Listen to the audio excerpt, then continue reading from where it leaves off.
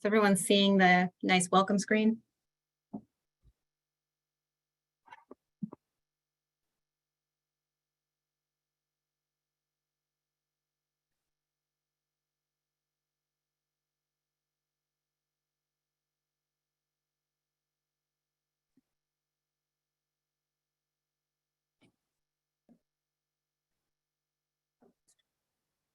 All right, I have 6:30, so I'm going to go ahead and start. Sound good?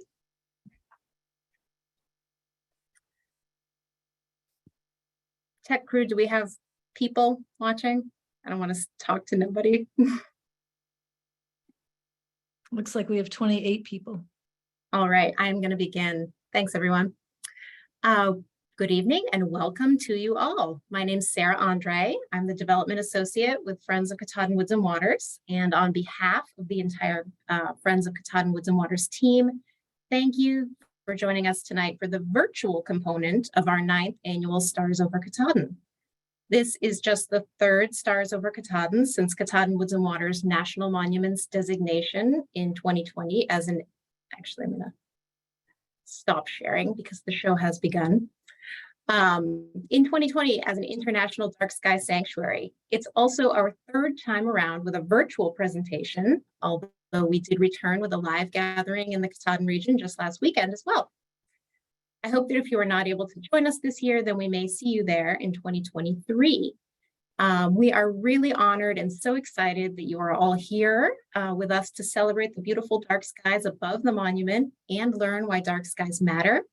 We are grateful to our co-presenting organization, Dark Sky Maine, for this partnership and looking forward to a fun, educational, and inspirational program. So before I hand things over to my colleague, Sam, let's take a moment to acknowledge the people and organizations that made tonight's presentation possible. Just going to share my screen one more time.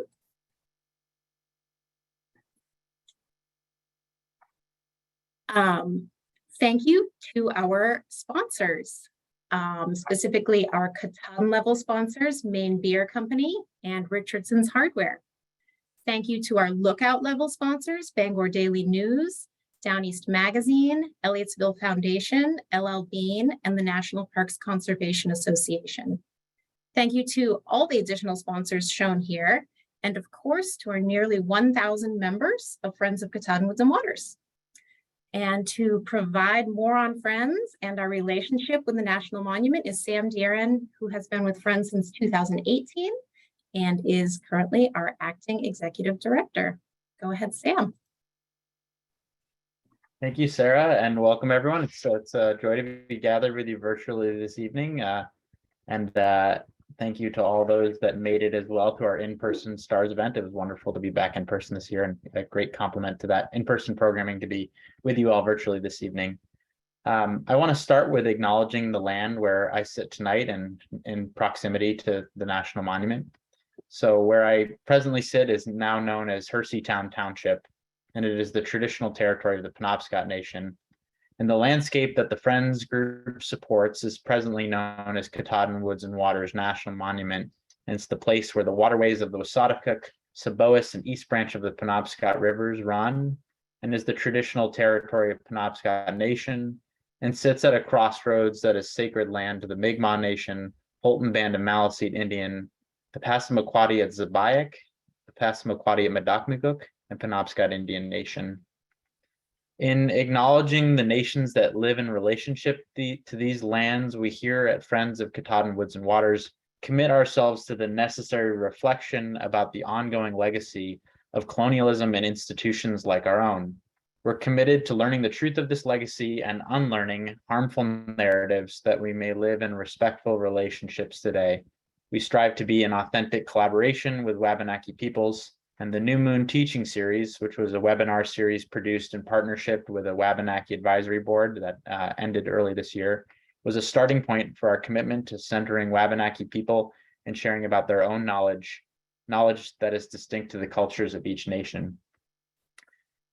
This work has been woven into a broad array of work in recent years at Friends of Katahdin Woods and Waters, including the growth of our fundraising capacity, and with those new dollars, the implementation of programs that improve the visitor experience, advance park infrastructure, and help to revitalize the Katahdin region. One program of particular importance is the Katahdin Learning Project. The Katahdin Learning Project has, since its start in 2017, led to over 10,000 experiences for students and community members. And the mission of the program, which is a place-based program, is to nurture connections between learners and land in the National Monument and surrounding communities. And part of the reason I so look forward to this evening is tonight we will all be learners. This work is all made possible in collaboration with nonprofit partners like Dark Sky Maine, local schools, the Park Service at Katahdin Woods and Waters, and so many others. Tonight, I'm excited to introduce to you the second superintendent of Katahdin Woods and Waters National Monument. Sheldon, also known as Mark Wimmer, comes to this work via his time as the monument manager at Grand Canyon Parashant National Monument. Welcome, Mark. Thank you, Sam. Appreciate the time being here with all of you on this Night Sky program. Grateful for the acknowledgement that you made also earlier to the nations and tribes and bands that all call this special place, Katahdin Woods and Waters National Monument, a homeland and also a sacred spot.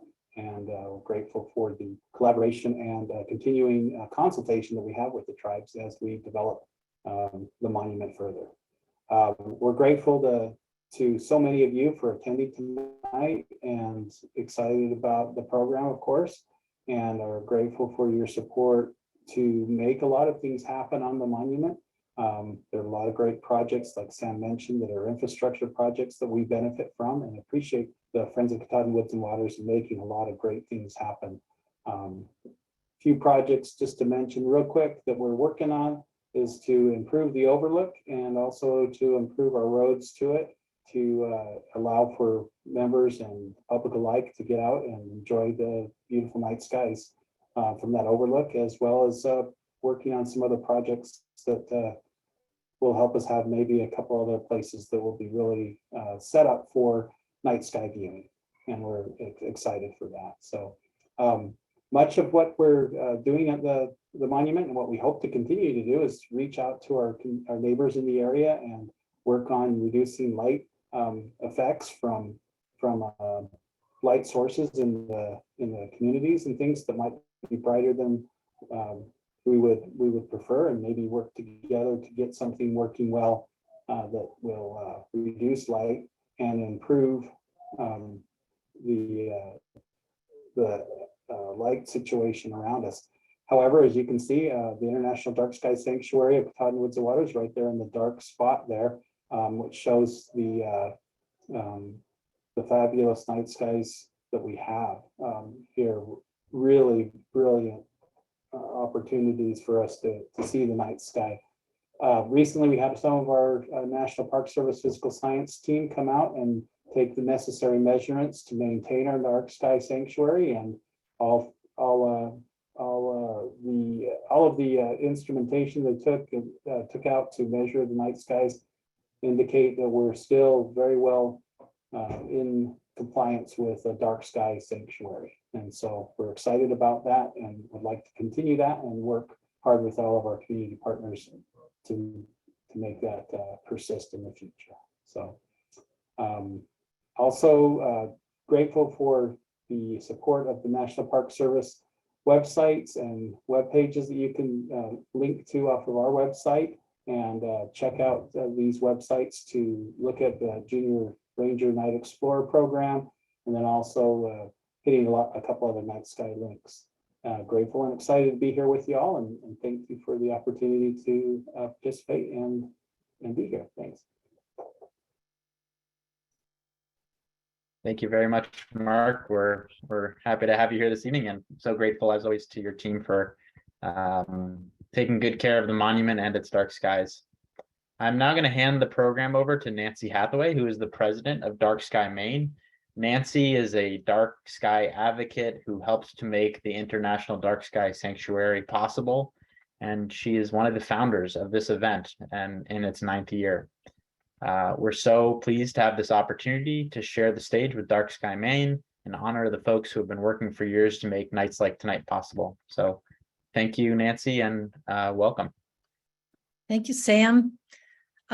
So Dark Sky Maine is a fairly new nonprofit of a couple of years, and we're delighted to be co-presenting with Friends of Katahdin Woods and Waters for what is usually the Dark Sky Maine's annual virtual autumn equinox event. And also Friends of Katahdin Woods and Waters, this has become for them since COVID, their annual virtual Stars Over Katahdin. So it's really, it's just great to come together like this. The mission of Dark Sky Maine, it is a 501c3 nonprofit, and we are promoting an appreciation of the night sky through education, and we support measures that use appropriate lighting to provide security on the ground, promote the health of humans and nocturnal wildlife while maintaining the dark skies overhead. And by following the guidelines of current scientific research, we help Maine communities understand the benefits of efficient, safe lighting. Good lighting benefits healthy economic development and maintains Maine's dark sky heritage. So those of us here tonight are passionate about preserving our night sky, and we have 3 presenters, which I'll introduce. And as you'll hear from the presenters, we're not only about saving the starry sky, which is amazing, but also human health and animal health depends on the dark sky. And so we'll hear about that more. The first person who is presenting is our Vice President of Dark Sky Maine and the Director of Northern Stars Planetarium, John Meter, who just today I was visiting a friend, a former teacher, and she said, "Oh, I remember John coming into the school where I taught and setting up a planetarium in the gym." And it was such one of our favorite things to do. And you could hear the enthusiasm in her voice. And this is probably decades since she saw John in the school. So John, you have a strong presence in Maine, and it's growing. And most of us here tonight, I think, are adults. But what's wonderful is that John presents to children, and he presents to adults in a way that's really understandable. So John is doing a Stellarium Star Show. So take it away, John. Thank you, Nancy. That was very kind of you. And I look forward to sharing the skies with everyone this evening. It's what I've been doing for the last 35, 40 years. So I'm going to jump right into it rather than talking about myself. This is the sky tonight, just before sunset. And I want to start just before sunset because today is a very important day. Today is the first day of autumn. Summer is over, folks, if you hadn't noticed. And the reason that is because the sun moves through the heavens on a path called the ecliptic, which, hold on a second, I will show you here. And it's slowly moving eastward along that path every day. And on the first day of fall, what makes this the equinox is it's on this day is crossing the celestial equator. So if you took Earth's equator and projected it out into space, it'd make a line that goes from east to west across the sky. And it looks like this. And there are only 2 days of the year the sun is on that line when the ecliptic, the sun's path, crosses the equator. And today is one of them. It's going to do that at a little after 9 o'clock tonight. And that's when it will exactly be on that line. And that happens on the first day of fall and the first day of spring. And that means this is the only day of the year that the sun actually sets exactly in the west. So let's let the sun go down because we really want to talk about the night sky. The sun is our star, but I want to talk about the stars we see at night because there are stars too. They're just a little bit further away. And if you watch the sun go down, whoa, there it goes, right down exactly in the west. If you come back again, for one of our star parties, like at the winter solstice, it'll be setting way south of west, whereas back in June, it was way north of west. Well, this is the sky tonight at about 7:45, once it's nice and dark. And I always like to start with something people are familiar with. And I think the one thing almost everyone's familiar with is the Big Dipper. And if you just watch the sun go down in the west, just turn a little to your right, to the northwest, and you'll see the Big Dipper. We have 3 stars here that mark the handle, and then 4 stars that mark the pot or the bowl. You can put some lines up there if you like. That makes it a little easier.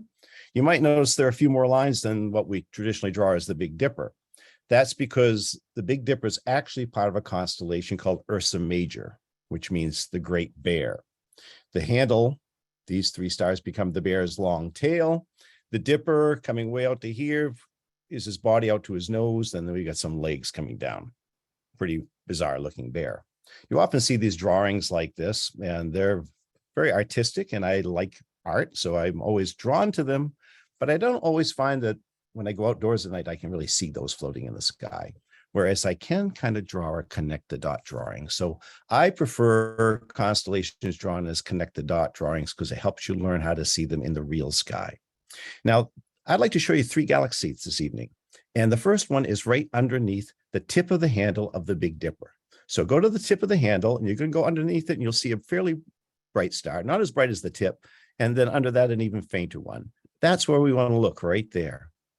And what we're going to find if we zoom in there with the telescope, you won't see this with your eyes alone, and you won't see it with binoculars. You do need a decent telescope, is you'll see something called M51, otherwise known as the Whirlpool Galaxy.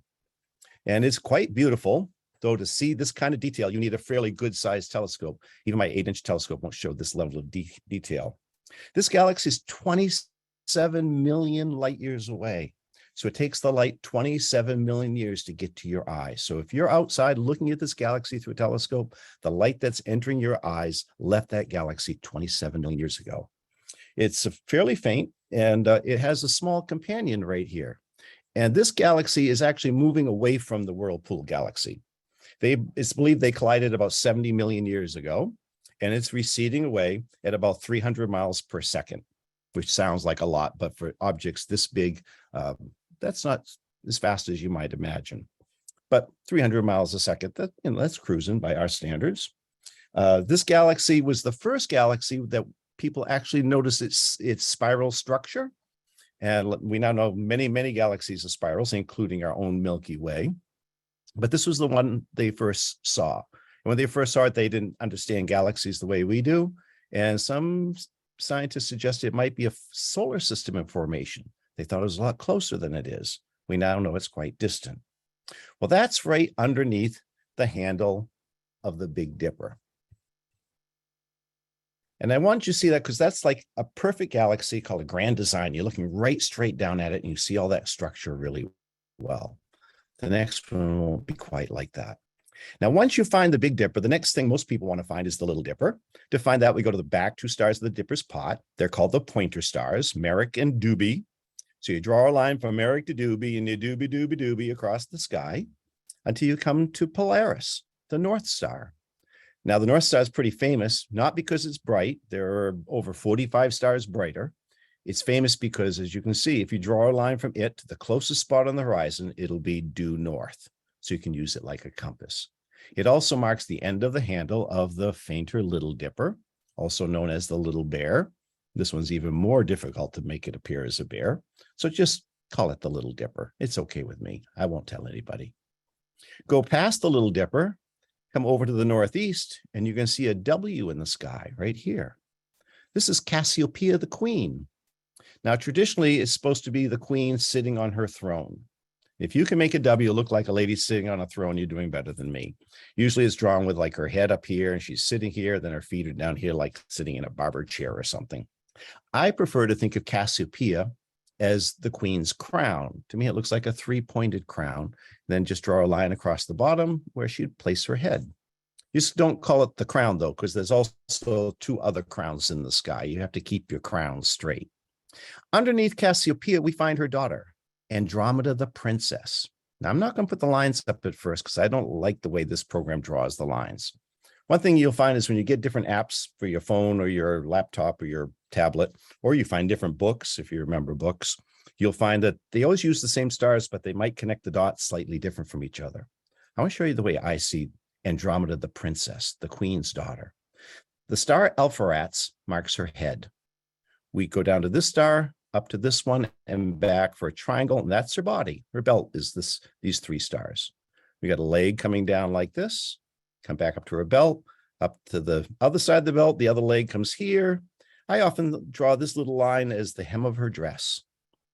Then we come back up to our belt, and above them, this little line of stars would be arm on one side and then arms on the other. I think I can, maybe I've been doing this too long, but I see this as a little dot to dot person. And, but the way they draw it is they just draw one side and then the belt. And that can be handy too, because if you can find this line and then find the belt, go right above it, you're going to notice a very faint looking star right there. Well, that's not a star. That is the Andromeda Galaxy. You can see this with just your eyes, and it's the most distant object you can see without a telescope. It sort of looks like a star that someone erased with a bad eraser. Well, that's because this is 2,500,000 light years away, 10 times closer than the whirlpool. That's why you can see it with your eyes alone. You won't see individual stars with your eyes, but if you look through binoculars, you'll see this big smudge. And with a bigger telescope, it might look something like this, much more spectacular. Images like this come through photography more than direct visions with your eyes. Though with the big telescope, you can see some of this structure. And this is another spiral galaxy, but we're looking at it at about a 45-degree angle. So when you see that little smudge of light in the sky, you should realize that that is the most distant thing you can see without a telescope. But if you look right above it from Cassiopeia across to the southern sky, you'll see our own Milky Way galaxy. We're inside this one, and we're looking at it edge on. The stars down below and above, they're actually part of the Milky Way too. When we look at that band, we're looking into the thickness of the galaxy. So imagine that round spiral like the whirlpool being halfway out from the center to one side or the other, and halfway through the thickness from top to bottom. And looking in this direction, we're looking in towards the center. So we live in a galaxy. Underneath the Milky Way, we find, to finish up here, 2 bright stars, and you won't miss them. The brighter one's towards the east, and the slightly fainter one's a little south of that. The brighter one, if you take a pair of binoculars, it's in the constellation of Pisces. We're not going to worry about that right now. We're just going to look at that bright star. And with binoculars, you notice there are some little faint stars beside it. And with a telescope, you'll quickly realize you're looking at the biggest planet in our solar system. That's Jupiter. 1,000 times bigger than the Earth, made of clouds and gases with winds blowing clouds at over 100 miles an hour, stretching them in the long bands you can see. No ground here, so we're never going to land a rover and drive around on it. Perhaps maybe we'll fly something in and fly around in the clouds, but you don't want to go too deep because you get crushed by the incredible pressures of the dense atmosphere. People won't ever probably be flying around in here. There's all kinds of radiation and things to worry about. The other thing that's fun to see are the moons. You can see 4 moons here. They're the 4 Galilean moons. Jupiter has 79 moons, 4 big ones and 75 little tiny ones that we know of. Tonight, you can see all 4 on one side. By tomorrow night, there'll be a couple on this side. Sometimes they're 2 and 2 or 3 and 1. They move around at a pretty rapid rate. It's always fun to look at Jupiter from night to night and see how those moons move. And to finish up, we go off to the south to the other bright star. Let's zoom all the way back so we can see it here. And the other one is right here. And this is the other planet you can see tonight. And I'll leave you with Saturn. You won't see the rings with your eyes unless you have a telescope. With binoculars, you'll see it's kind of oval shaped, perhaps, but you won't clearly see the rings. But if you get a decent sized telescope, a 6-inch, you can even see this with a 4-inch telescope, magnified up to maybe 75 to 100x, then you can see the rings of Saturn. Saturn's made of gases like Jupiter, and the rings are made of ice, mostly water ice, about 45,000 miles wide across this way. Thickness-wise, there are places they can be as much as a mile thick, but a lot of places they're less than 100 yards thick. So imagine tipping it up on edge and setting the rings edge on down on the 50-yard line of the Super Bowl. They'd fit between the goalposts and extend 40,000 miles into the sky. That's all for you to see if you get outside in this fall, September evening, if it's clear, and it'll be pretty much all there tomorrow night as well. So with that, I'm going to give the screen back to Nancy, and I want to thank you for taking a quick tour of the sky with me this evening. Thank you.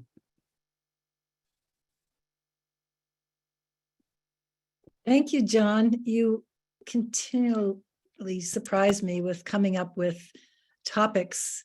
I loved it. The Whirlpool Galaxy we saw the other night in the telescope, and I didn't realize where it was. It's really spectacular to look at. Next, we have Sean Lach, who's the director of the Versant Power Astronomy Center and Jordan Planetarium at the University of Maine at Orono. He's the treasurer of Dark Sky Maine and the past president of the International Planetarium Society. And the topic tonight is an upcoming lunar eclipse. Thank you, Sean. Thank you, Nancy. And I will go ahead and try to share my screen here and get that started.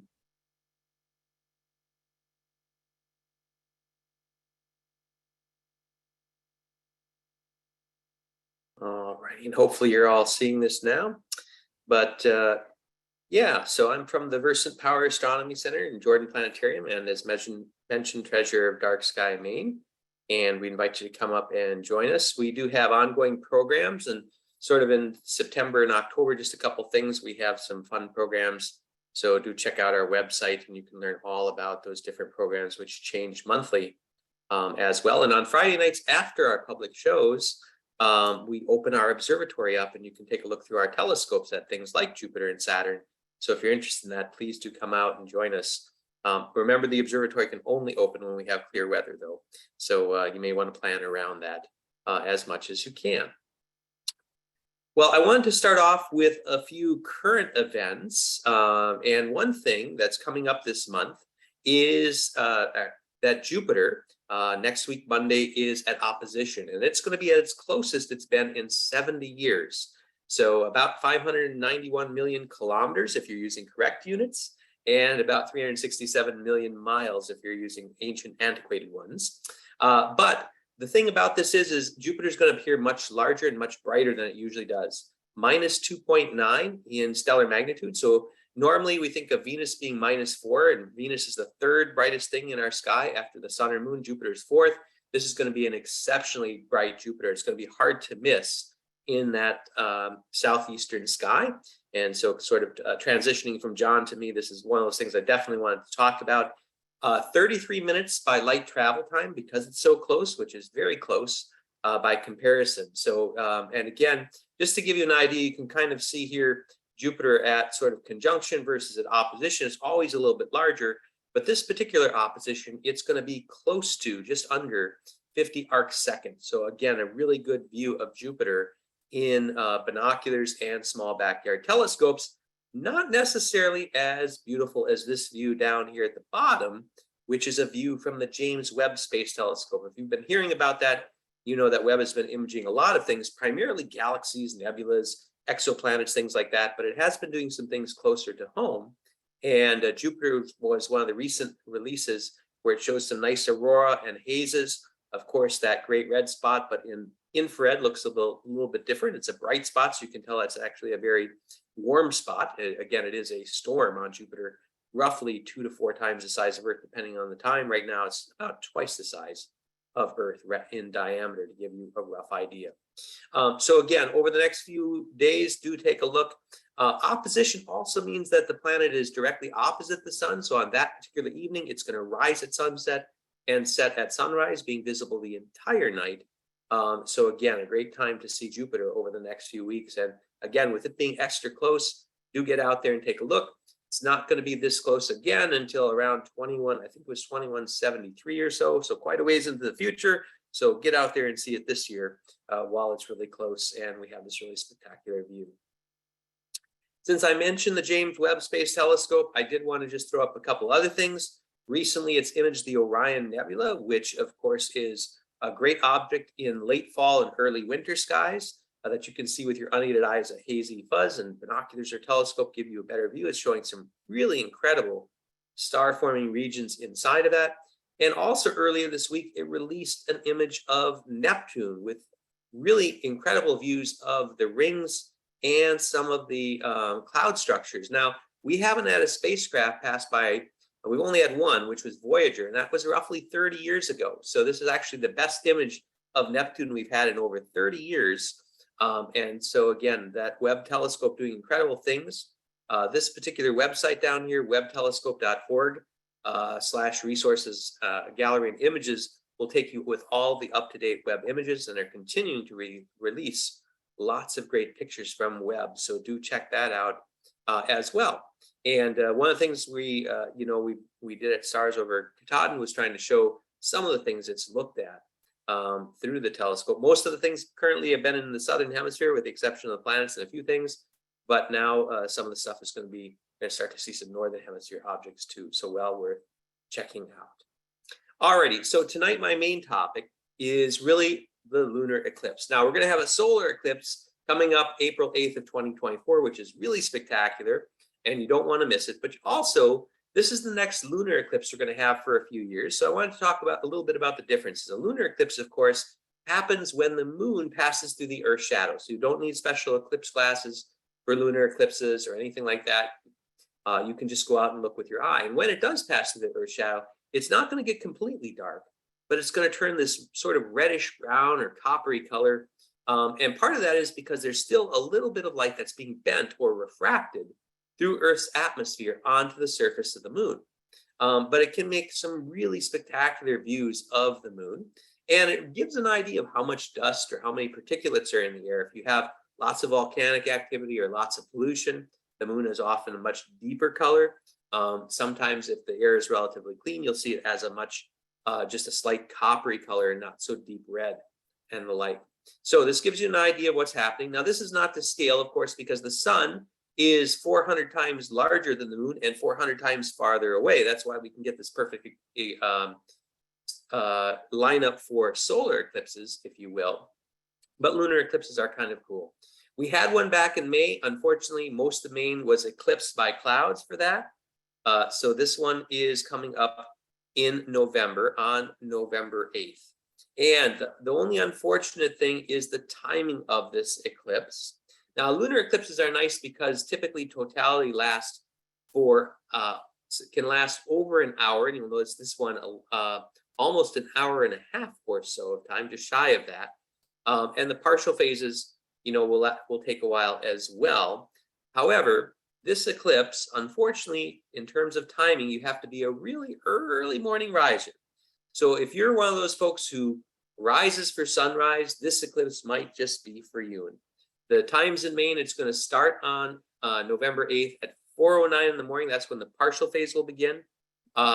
Totality will begin at 5:16 and will end at 5:59. But actually, in terms of our view here, it's going to set just a slight bit before the end of totality. We will get to see totality here as long as you have a good eastern horizon without too many buildings or trees there. But if you miss this one, the next total lunar eclipse doesn't take place until March 14th of 2025. And it's going to begin around 1 a.m. in the morning.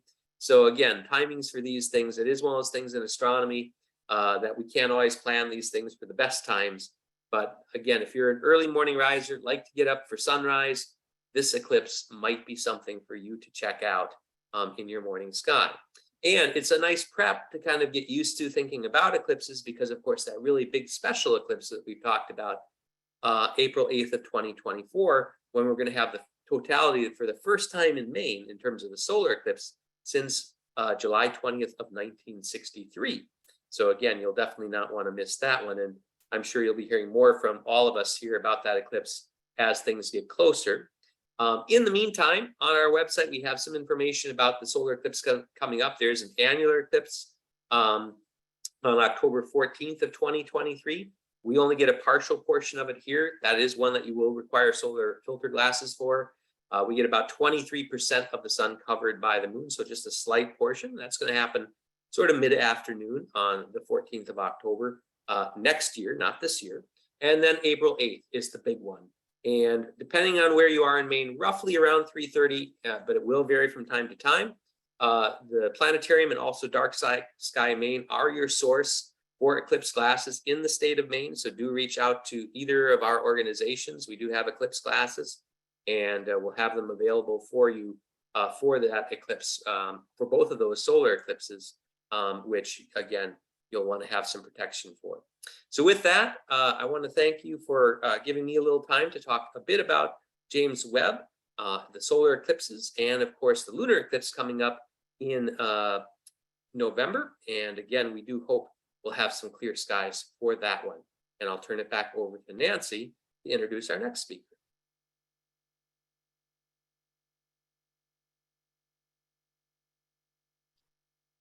I'm waiting for.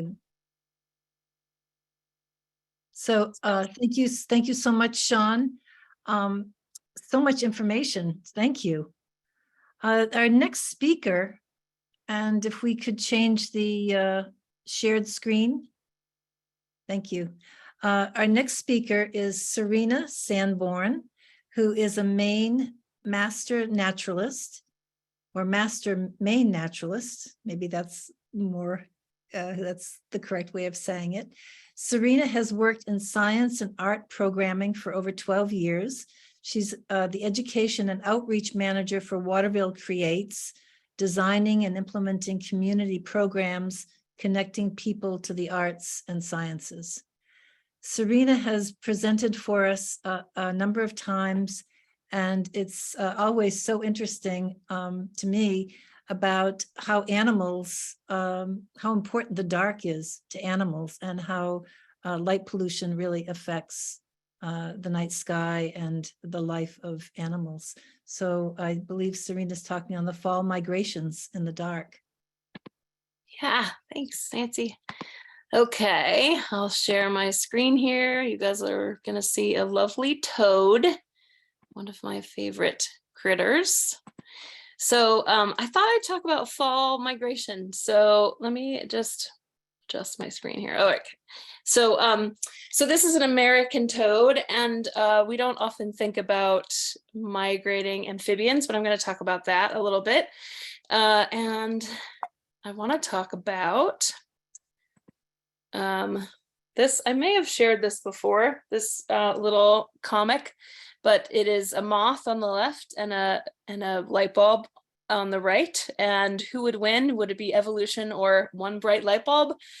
It seems like lately the light bulbs are winning. So here's just a thing to say. If you're nocturnally adapted, electric lights will actually harm your you as you make your way through life. So lights outside interfere with mating, migration, finding food, staying safe. And what I'm going to talk about today really is the migration piece. So, and I'm going to define migration. Most of us probably know this, but migration is this seasonal movement from one region to another. So migration can be other things. It can be taking over territories, and you know, every animal on the planet, including us, is constantly looking to expand our territory. So we're going to really talk about seasonal migration. So some of the nocturnal migrants are most land birds. In fact, 80% of birds, they are actually, they're migrating at night. So that's kind of interesting because these are daytime birds that really are adapted for diurnal life, but they're migrating at night. Frogs, toads, salamanders, those guys migrate, and they migrate at night. Bats, moths, and some owls. So moths, I will say, are not studied very well in the United States.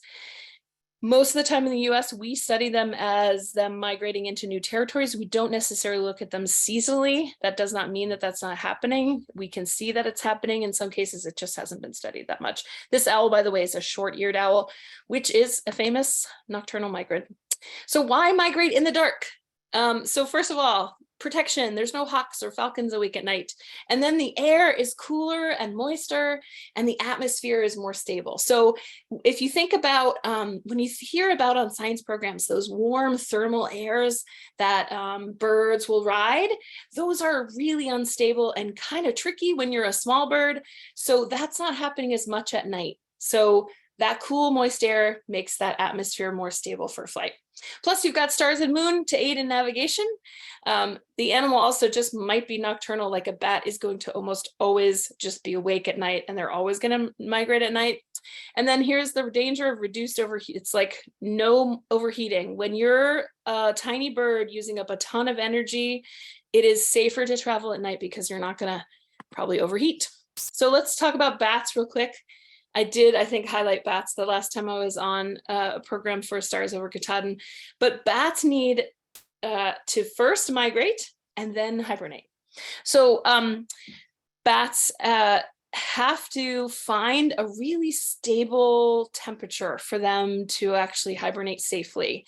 So to do that, they have to find usually caves. Really, it is almost exclusively caves that they're hanging out in, because that is moist air, so they don't dehydrate, and it's also constant. So here in Maine, they have to migrate, and they migrate mostly to Western Maine and New Hampshire, where there's more cave systems. Now here in Maine, we have had a huge decline in bats. So a lot of the traditional, we call them hibernaculums, which is basically a fancy word for a perfect place to hibernate. So those hibernaculums we've noticed have been, a lot of them are just empty. So right now there are a lot of those studies that were happening over many years. Scientists were studying every 3 years going into those hibernaculums of bats. A lot of them are now empty. And that is due to the white nose fungus that has really decimated our bat population. I just put this in here mostly just to, again, champion the bat cause. They are really amazing animals and are highly social. So one of the things we've been studying is the sociability of bats, how they form friendships, which is not something we knew about. So let's go to bird migration. So a lot of people are surprised by this. Birders know this, but most birds, all of the thrushes and the warblers and the vireos, all those guys migrate at night. So this is a wood thrush on the left. On the top is the blue-headed vireo, and then you've got a Blackburnian warbler. Now these guys, even though they're diurnal or daytime birds, they migrate at night. So and that Blackburnian warbler, I just think they're just so beautiful. That little guy. We have 20%. Like of the whole population of Blackburnian warblers, 20% of them actually nest here in Maine. Pretty cool. So one of the reasons we know about this migration is radar maps. So this radar map is just from September 15th. And you can see in that left corner, it says 31 million birds in flight. And so that radar is from Birdcast. And you can actually go on Birdcast anytime and see live what's happening with bird migration. So most of our land birds, again, are migrating at night, and this radar is incredible for getting up to see that. You'll see on this, too, the lighter, warmer colors represent more dense populations, and those cooler colors are fewer birds. But the migration is amazing to see on Birdcast. This is just another visual, so you can kind of see the flyways here. So we're on the Atlantic flyway. Again, 70% of our terrestrial recurring birds are migratory, and 80% of them migrate at night. So we're on the Atlantic flyway. It is seabirds follow the same path almost every year, but other birds kind of can vary off in different pathways, but really that flyway that we're on is pretty amazing here in Maine. How do you see them migrating at night? Actually get out a telescope, get out your binoculars and look at the moon. So if you're looking at the moon, what you'll see is just like in this slide, you'll actually see those birds flying across the surface of the moon, and they really show up against the light moon. It's best between dusk and about midnight. Midnight is often the peak, and that's when you can see them a lot.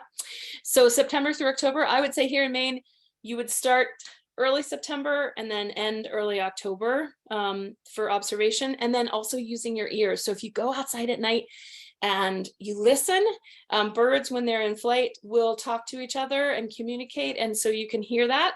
I put up 2 handy websites. We've got oldbird.org, which is actually sounds of the migrants, so you can hear what does it sound like when birds are migrating, and then that again, birdcast.info, which is the radar maps, which are super cool. And then I thought I'd talk about someone who doesn't migrate very far, but is awesome. So this is the American toad. And this is, they used to be, by the way, their Latin name used to be Bufo americanus. Now we've got Anaraxix or Anaraxus. I'm not great at that, how that's pronounced, but what that means is king. So that's the American king. And I probably didn't know this, but our American king is apparently a toad. And this is it. We have one toad here in Maine, and it's the American toad. And they are primarily nocturnal. They eat a ton of insects. So if you are a gardener, you will fall in love with toads because they eat over 10,000 insects or invertebrates in one summer. So they use a urbanculum. So again, for a toad, this means find a place, find it at night, and it has to be a place that you can overwinter safely, that is not too wet, that is that you can get into. So toads, amphibians don't have fingernails or nails, but they're able to dig themselves into pretty like leaf litter and sandy surfaces. Sometimes they use old rodent burrows. And toads, instead of using their front legs, they actually use their back legs and kind of scoot down. They can bury themselves about 3 feet down. And toads, unlike some frogs, cannot freeze themselves solid. They can't use glucose to flood in through there. So they have to use, they have to just bury themselves beneath the frost line. So they only migrate about 10 to 150 feet. So it's not a huge migration, but you will notice if you're a hiker in the fall, you will sometimes notice more toads around. And it's partly because they are kind of searching for that perfect place for them to bury themselves. Then once they've migrated to that spot, they enter what's called brumation, which is like hibernation, but if you're cold-blooded, it's called brumation. And they will then enter this state of kind of a more relaxed state where their breathing slows and their heartbeat slows down. Now, I'm a huge fan of toads. This, by the way, notice how the coloration of this toad is different than the other one. Their coloration can really change depending a little bit on temperature. Like as they warm up, they get a little bit lighter. Also, females tend to have more red. And then if you see a very large toad, you do know that's female. Females are larger than the males. Okay, last but not least, how do we help our nocturnal migrants? It's really just turn off the lights, but here's a great little infographic too on the bottom here. The worst kind of lights outside are those cold blue white lights, like our LED lights. They're terrible, terrible for animals. Really the best thing, just turn those lights off. But if you have to, why don't you shield your lights or have motion censored lights? I stole this little infographic from Facebook, but these are about the dates that I would say also here in Maine, September 6th or October 6th-ish are the best times to turn off the lights. Those lights are going to interfere with all kinds of migrations, especially birds. Birds really have a hard time with the interference of lights. In cities, they have a really hard time, they get confused. So turn off the lights. So that's it. I thought it would be fun for you all to get to see a little bit about the migration in the fall. So thank you. Thanks, Nancy. I'll turn it back over to you. Thank you, Serena. So these presentations on dark skies, you know, and what, how important dark skies are to us. So I was looking, there's a new film out called Defending the Dark, and it's by Tara Roberts Zabrinsky, and we're going to do a Maine film tour in October. And in the film, my house appears at night. And lo and behold, when I saw it, I was shocked, because in the middle of my house, which is a cape, there were these lovely soft lights. But in the kitchen and in the parlor, which is on the right-hand side, there are these bright LED lights shooting out. And I was sort of horrified, like, here I am, president of Dark Sky Maine, and my house has these bright lights shining out of it. So I made a trip to my local Hammond Lumber a few weeks ago, and I thought, okay, I need to be serious about this. Like, what kind of lights? How can I find the right lighting? So I'm going to show you the package of this, the lights that I bought. And this is the best I could do, and see what you think.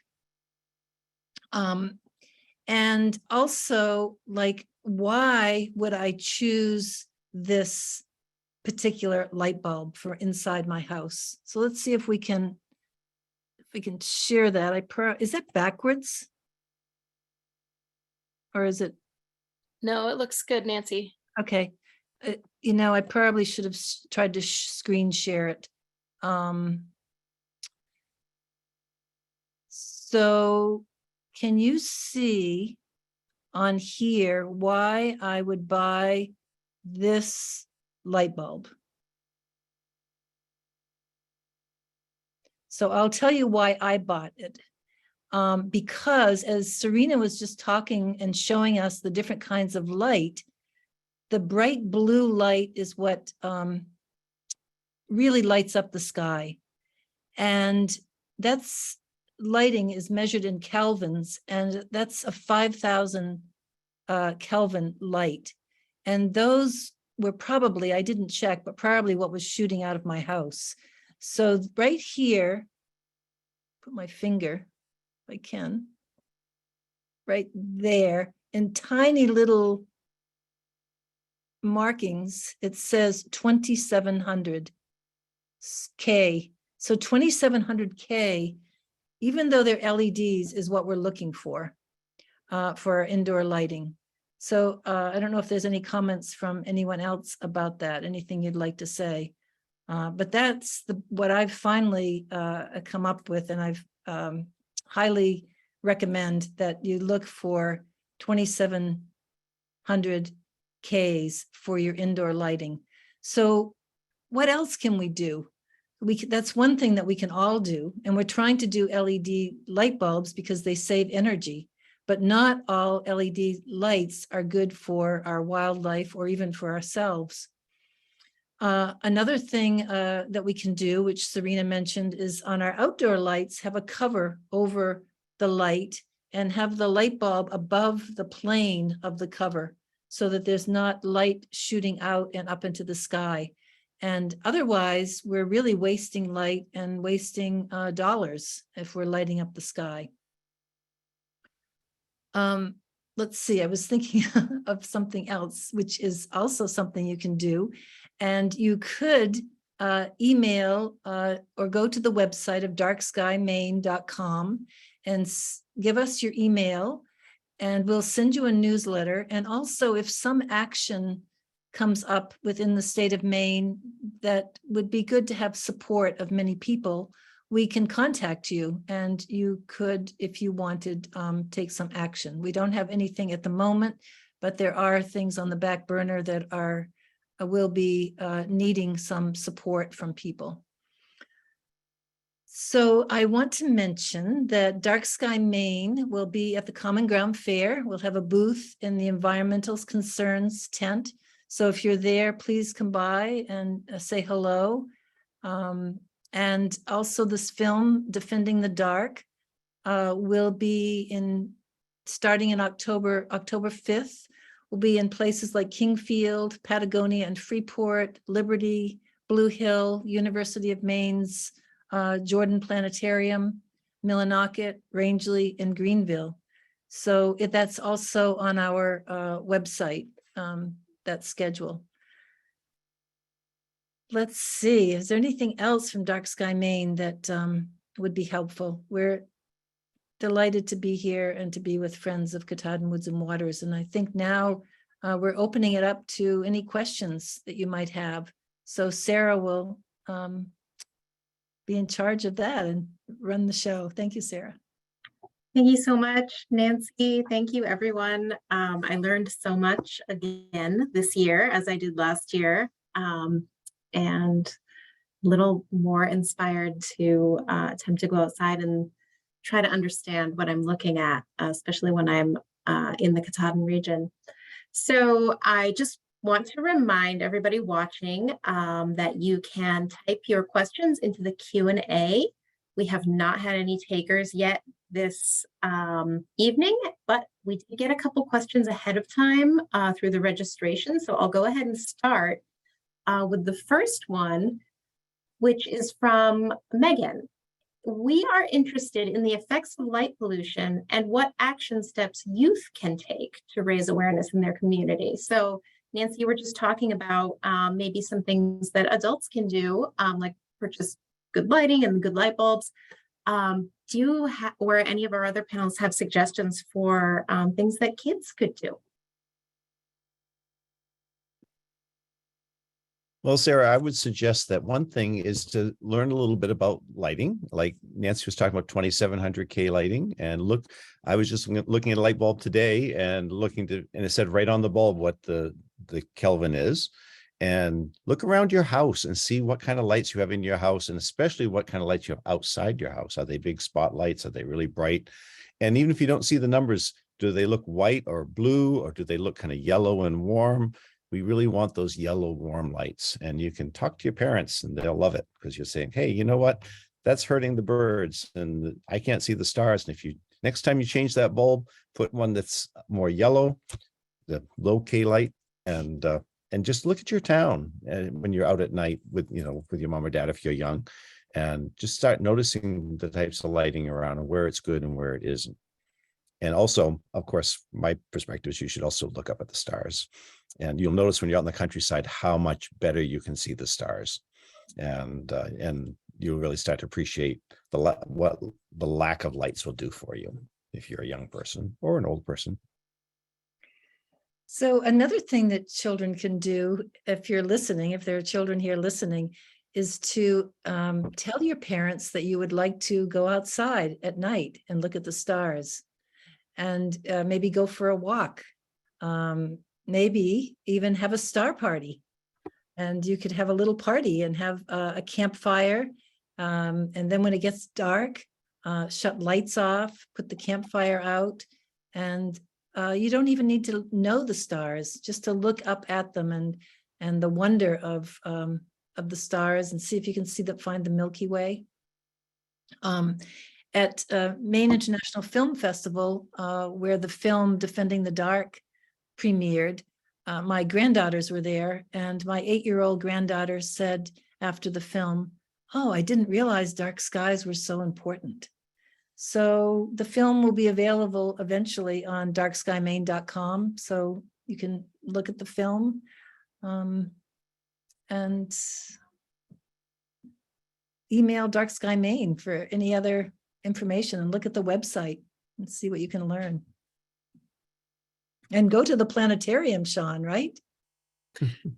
Well, that gets them started too. But one other thing with lighting, in general, is if you're inside, maybe mom or dad just put in brand new LEDs and they don't want to change them out to 2700. Just pulling your shades so that the light doesn't escape your windows is one thing that as a child you can do, or as a student you can do. Just pulling your shades inside, because that will keep the light in your house instead of shining out through your windows out to the outdoors. And that will help those animals. It will help the skies and things like that. And also talking to your parents about lights on motion detectors, because that's the other thing. There's this misperception we need light all the time to equal safety. And actually, if they want to be more safe, light on motion detectors provides more safety and security than lights that stay on all night long. So those are a couple things, but pulling your shades is probably an easy thing that students can do to keep the light inside, if as well. So that's something to try too. Awesome advice. And there actually is another question that relates to children. And I know I've heard you talk about this before, John, but it's a great question. Do you have some advice for children who may be afraid of the dark, to help them be comfortable observing the night skies? I know when we were, at Stars Over Katahdin, it was very, very dark. We even heard some coyotes. That's a little scary. Sometimes it's scary because we can't see things, but remember, there's actually nothing out there at night that's not out there somewhere in the daytime too. The things don't disappear in the day. They may be sleeping in the day while like we sleep at night. And it's good to go out with a friend, have a big brother or sister or mom or dad or grandma or grandpa or somebody go with you. And when you hear those sounds, you don't know what they are, ask the person with you and find out what they are. The coyotes, so they're way off in the woods, and it's okay. That's what coyotes do.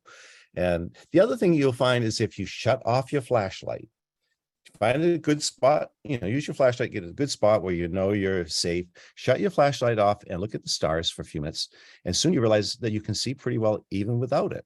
If you're out in the open where you can see the stars like in a big lawn or a field, once your pupils get bigger, we all know pupils get bigger in the dark, lets more light in, you'll be amazed how much you can see. You can identify your friends in the dark.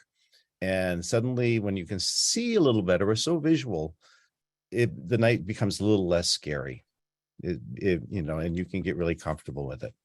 So half of the world's in the dark all the time.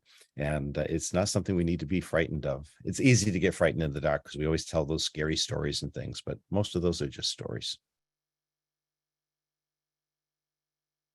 That's great. I agree. Once you're out there and can see your hand, it's much less scary. So here's an interesting question. Why can't we see a lunar eclipse when we have a full moon? Yes. So lunar eclipses only happen at full moon and solar eclipses only happen at new moon. But the reason we don't get eclipses every full moon or new moon is because the moon's orbit is tilted slightly to the Earth. And as a result, sometimes the moon is above or below that path during a new moon, meaning we don't get a solar eclipse.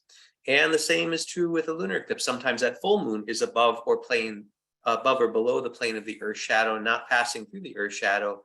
So then we don't get a lunar eclipse. So in order to have an eclipse, you basically have to have the sun, the moon, and the Earth in one of those orb alignments. The sun, the moon, and the Earth is a solar. The sun, the Earth, and the moon is a solar. Excuse me. The sun, the moon, and the Earth is a lunar. But you have to have that taking place at a syzygy, basically where the moon's orbit crosses the ecliptic plane. And that happens twice a month, but that doesn't always coincide with full moon or new moon, which is why we only have eclipses at certain times. Wow, I think I got a little bit of that, Sean. This question, I think, is for Serena. What are some other important times of the year? It's always important to minimize light pollution, but for instance, spring migration, or are there other times that it's really important to be extra vigilant? Yep. So I would say every time of year, but really spring migration times are really important. Summertime is firefly season. And I was going to say, if you want to not be afraid of the dark, take a child into a firefly field of fireflies. It's like magic. But they can't do that kind of magic in the light. So that's really important. If you live by a field with fireflies, turn off your lights. Moths also have a really hard time. So it's really important every time of year. Here in Maine too, we've been dealing with brown-tail moths, and they've been recommending, turn off your lights. So if I looked at kind of every month, I probably could find a reason to turn off lights all the time. But I would say there's a lot of key moments: the migration of certain animals in spring and fall, the mating of fireflies, the mating of moths, because although we don't like some moths are great pollinators. So that's pretty much every time of year, but but those are some key ones. Yeah. All right, and I have one more question. Not sure who the best person to answer this is. I always hear about the aurora being visible in my area the day after it happens. How can I know in advance when it will be visible? Spaceweather.com is probably your best source. Space Weather does keep track of solar activity. They do have auroral forecasts, and will also show you something called the auroral ring, which is how far down that you expect aurora to be seen. Now, that being said, even though sometimes it's forecasted, sometimes we still don't see it. Sometimes it's there. John has captured images where he actually captured it on film, but it wasn't visible to the unaided eye. So sometimes you need a camera to see it. But usually spaceweather.com will give you some alerts. You can actually sign up for them for auroral alerts, and it will alert you in advance to when there's been a major amount of solar activity and there are predictions of aurora. But yeah, it has been, I know in the last several times we've had aurora predicted here, at least it's been a little bit cloudy those evenings when I've went out myself. So, they are visible here in Maine at times, and they can be quite spectacular, but that's even harder than meteor showers or eclipses, because those things are really predictable. Aurora are really unpredictable. Yeah, and when you get a chance to see one, if you hear it's happening, you really should go out, because it can be really spectacular. And when you go to those websites, you'll also find they often use something called the KP scale. And we need to have a scale. For us to see an aurora in Maine, it has to be KP6 or higher. If it says KP3, which you will often see, you won't see an aurora. You might if you lived in, Yellowknife or someplace, but not anywhere in the state of Maine. We need KP6. If it says 7 or 8 or 9, then that means we're really going to see something spectacular. So and it can happen. The other thing is people associate aurora with the wintertime. I think that's only because we spend more time out after dark in the wintertime. They can happen year round. They're not caused by our weather. They're caused by things happening on the sun. In the summer, it doesn't get dark till 9:30 or 10, and most of us get settled in, and you may not know what's happening outside. Whereas in the winter, you're out, it's dark by 4:30. And so we might see them more in the winter, more because of our habits than what's really happening in the sky. So I have a question, Sarah, if we have time. Oh, sure. John, I was on one of your first slides that you showed the autumn equinox. You showed how the sun was on the line between the ecliptic and the celestial plane. Equator. Equator. Would you explain to us what the celestial equator is? Well, if you think of a globe, and we have the equator that goes around the middle and the poles, right? So what you have is, if you took the Earth's equator and projected it straight out into space, it would make a line across the heavens. And that's the celestial equator. It's just Earth's equator projected into space. And so wherever you are, it would be a line that would go from due east directly to due west. And so it's above that, north is the northern hemisphere stars, and below that's the southern hemisphere stars. Here in Maine, since we're 45 degrees latitude, we can see 45 degrees of the stars below the celestial equator and everything above from there. Now, the Earth, we all know the Earth's tilted 23.5 degrees, right? It doesn't sit straight up and down. Globes are always tilted. And that means the path of the sun is tipped 23.5 degrees. So for half of its orbit, it's above the celestial equator, and the other half it's below. When it's above, that's summertime, and when it's below, that's wintertime. It makes it lower in the sky in the winter because it's south of the equator, and it's higher in the sky in the summer because it's north of the equator. So there's 2 points where it has to cross that celestial equator, and that is on the vernal equinox, which is the first day of spring, and the autumnal equinox, which is today, the first day of autumn. So that's why we're on that point today. And these are the people always think, well, the sun rises in the east and sets in the west. And I always tell kids, it only does that 2 days a year. And today is one of those days. Great. Thank you. So I have one very easy question to answer in the Q&A, which is, will this program be available after the fact? And I believe we are recording. So yes, I think we will. It may take us a few days, but we will email the link to the recording to everyone who was registered. I know we had more folks register than are attending, and we completely understand. School year has begun, and that dinner hour gets pretty busy. So yes, folks will have an opportunity to tune in later. And it seems like things are winding down, but I did just want to give all of our panelists one last opportunity to leave us with some parting words. You can speak on anything, but maybe if you'd like, share some advice for folks who may be out there and just beginning their journey in night sky exploration. If you have anything you'd like to leave them with tonight.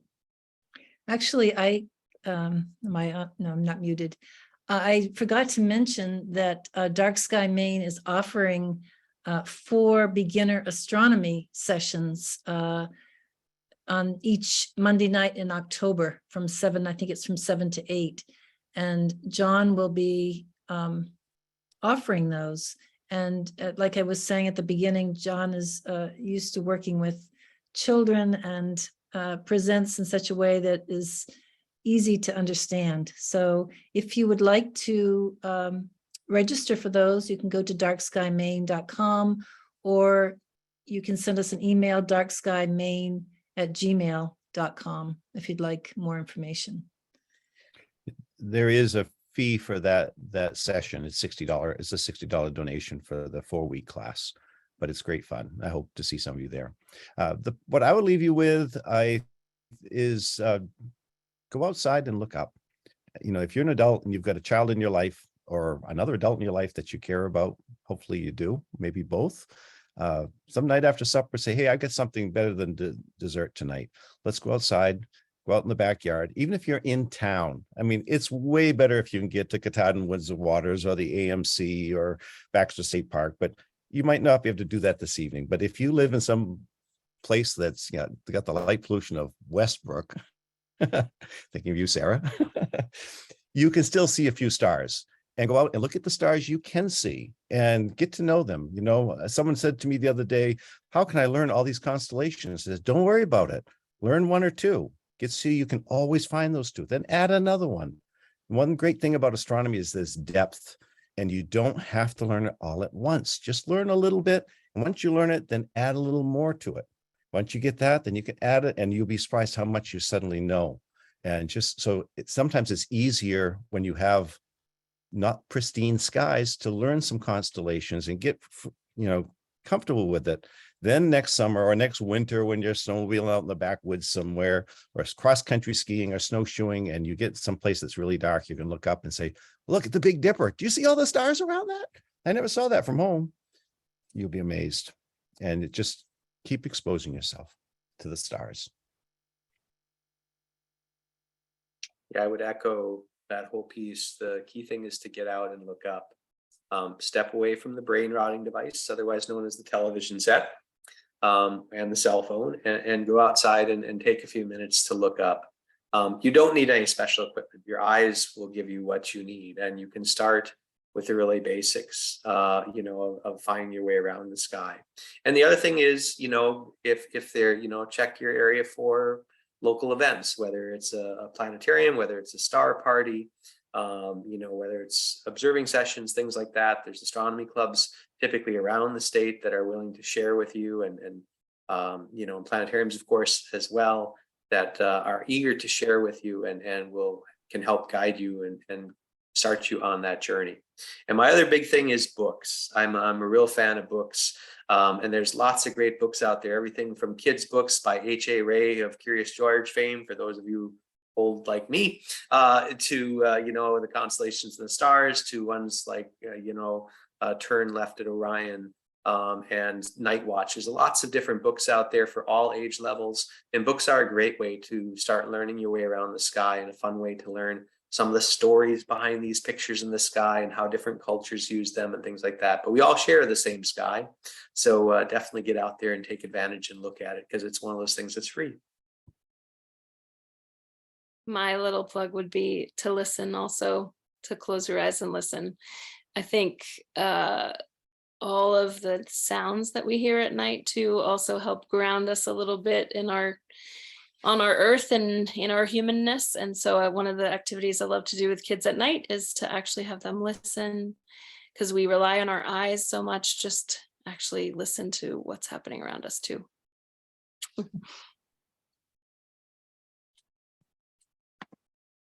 Thank you so much, everyone. I saw a final question asking if the astronomy classes were virtual.